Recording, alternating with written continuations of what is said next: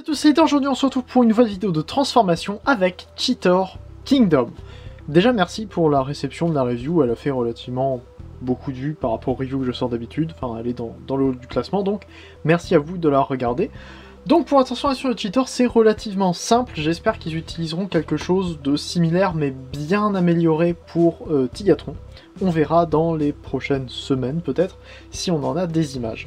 Donc on commence par enlever la queue évidemment qui est donc sur le côté qui s'en va, qui ne sert à rien d'autre qu'à être dans sa main. Et on va commencer par écarter les bras vers l'avant. Il ne faut pas oublier de le faire parce que sinon on va se rendre compte qu'on a oublié de déloger ces panneaux là. Plus tard dans la transformation il faudra tout refaire. C'est pas comme si la transformation était trop compliquée. Mais il vaut mieux le faire maintenant parce que c'est toujours embêtant de devoir refaire toutes les étapes pour... quand on a oublié une étape au début. On retourne les bras dans ce sens là et on retourne entièrement les mains. Et on a donc ce tab-là, ici, qui va à l'intérieur. Donc, comme ceci, et comme ça. Voilà.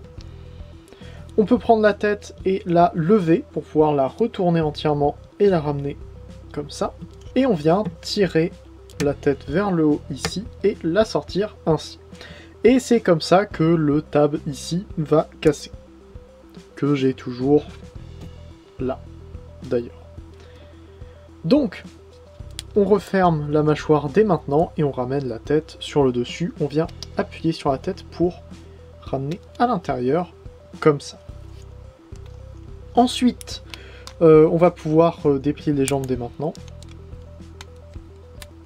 Comme ça. Et on retourne ici. On déplie entièrement. Comme ceci et comme ça. Voilà. Ensuite, on vient refermer tout simplement les panneaux sur les côtés ici, en faisant attention à ce que tout soit bien mis.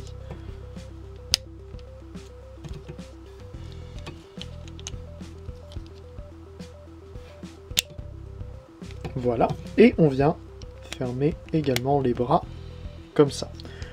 On peut ramener les pattes ici et appuyer sur les panneaux sur les côtés.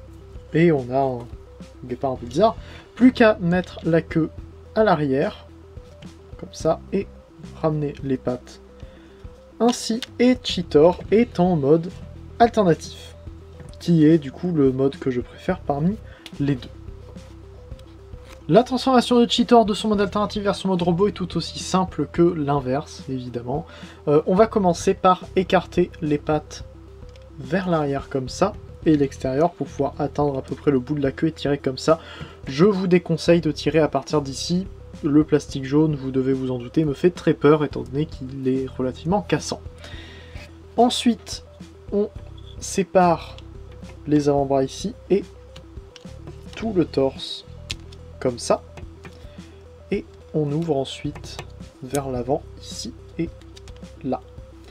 On peut prendre la tête et l'ouvrir ici, puis ouvrir la mâchoire entièrement avant de ramener